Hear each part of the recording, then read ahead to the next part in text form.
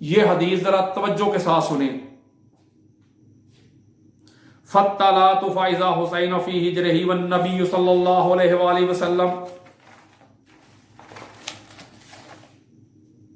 يَمْسَحُ جَبِينَهُ وَهُوَ يَبْكِي فَقُلْتُ وَاللَّهِ مَا عَلِمْتُ حِينَ دَخَلَ فَقَالَ إِنَّ جِبْرِيلَ عَلَيْهِ السَّلَامُ كَانَ مَعَنَا فِي الْبَيْتِ فَقَالَ تُحِبُّهُ قُلْتُ أَمَّا مِنَ الدُّنْيَا فَنَعَمْ قال إن أمتك ستقتل هذا بأرض يقال لها كربلاء فتناول جبريل من تربتها فأراها النبي صلى الله عليه وسلم فلما أحيط بحسين حين قتل قال ما اسم هذه الأرض قالوا كربلاء قال صدق الله ورسوله أرض كرب وبلاء.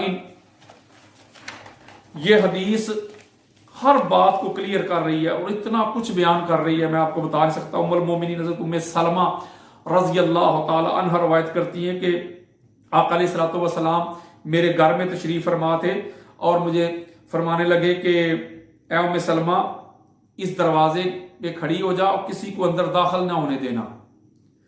اور آپ فرماتی ہیں کہ میں اس دروازے پہ پہرا دینے کے لیے کھڑی ہو گئی.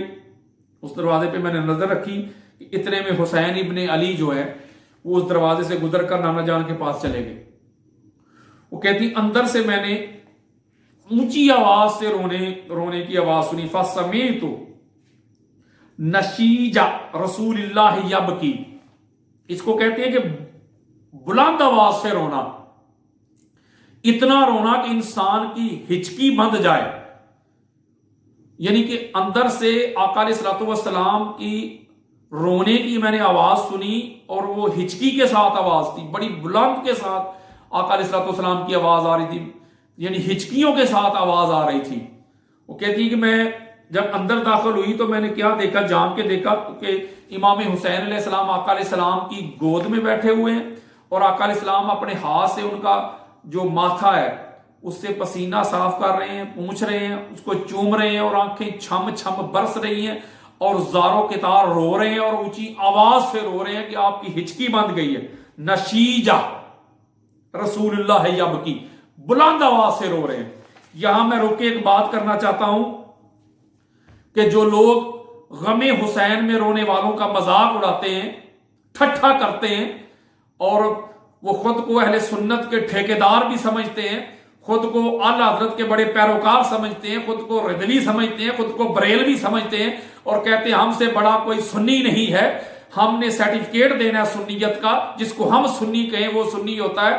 میں ان سے ایک بات کرنا چاہتا ہوں, آقا علیہ الصلوۃ والسلام کی 15 کتب کے میں نے حوالے دے دیے اس حدیث کے, بلکہ اس سے بھی زائد میں نے آپ کو ریفرنسز دے دیے. آقا علیہ السلام غم حسین میں رو رہے ہیں. ام المومنین حضرت ام سلمہ رضی اللہ تعالی عنہا روایت کر رہی ہیں, آواز کے ساتھ رو رہے ہیں, اونچا اونچا رو رہے ہیں کہ ہچکی بند گئی تاجدار کائنات کی غم حسین میں.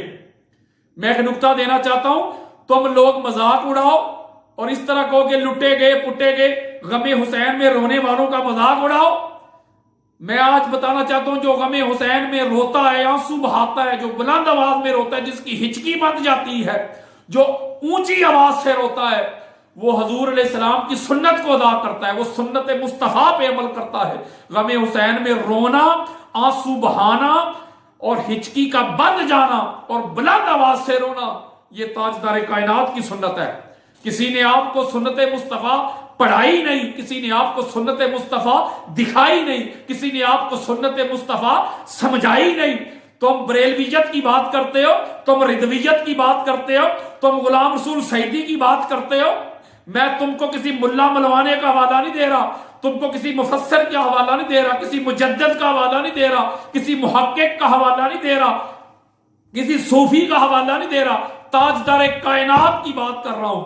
اور ام المومنین ام سلمہ رضی اللہ تعالیٰ عنہ روایت کرتی ہیں کہ غم حسین میں حضور علیہ السلام اتنا روئے کہ آپ کی ہچکی بند گئی, آپ کی آواز سن کے میں اندر گئی. آنسو بہانے کی تو آواز ہی نہیں آتی. کوئی بندہ آنسو بہاتا رہے اس کی آواز آتی ہے کیا؟ آپ فرماتی ہیں میں نے آواز سنی, فَسَمِعْتُ نَشِیجَ رسول اللہ یبکی, میں نے آقا علیہ السلام کے رونے کی ہچکی کی آواز سنی.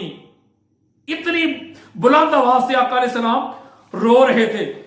میں اندر گئی, جھانکا, میں نے دیکھا تو امام حسین علیہ السلام حضور کی گود میں ہیں اور آقا علیہ السلام ان کی پیشانی صاف کر رہے ہیں، اور میں نے کہا آقا مجھے پتہ ہی نہیں چلا کہ کب داخل ہو گئے، میں پریشان ہو گئی کہ شاید حضور فرما رہے تھے خیال رکھنا کوئی اندر نہ آئے۔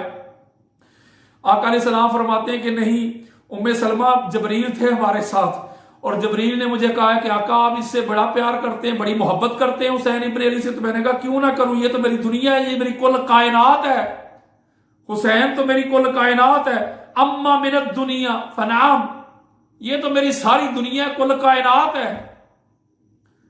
تو پھر جبریل امین نے کہا آقا آپ کی امت، ان امتک ستقتل ھذا بارض یقال لها کربلا، آپ کی امت آپ کے اسی بیٹے حسین کو قتل کر دے گی، شہید کر دے گی، اور جگہ کا نام کربلا ہے۔ سن لو تصیف الرحمان صاحب، تم کہتے ہو کہ جھوٹا واقعہ کربلا، حضور کربلا کا نام بھی بتا رہے ہیں، امام حسین کی شہادت بھی بتا رہے ہیں، دریا فرات کا کنارہ بھی بتا رہے ہیں، اور وہاں کی مٹی لا کے دی۔ حضور علیہ السلام فرماتے ہیں، اور حدیث سنیں، فلما احیط بحسین حین قتل، اسی لیے جب امام حسین علیہ السلام کربلا کے ریگزار پہ پہنچے تھے، جب ان کو دشمنوں نے گھیرا تھا، تو آپ نے پوچھا تھا یہ کون سی جگہ ہے، ما اسم هذه الارض، یہ کون سی جگہ، فقالوا کربلا، تو کہا گیا یہ کربلا ہے۔ تو قال امام حسین علیہ السلام نے فرمایا تھا صدق اللہ ورسولہ ارض کرب ببلائے، اللہ اور اللہ کے رسول نے سچ فرمایا تھا کربلا کے بارے میں، یہی وہ کربلا ہے، یہی وہ دکھ اور مصیبت کی جگہ ہے۔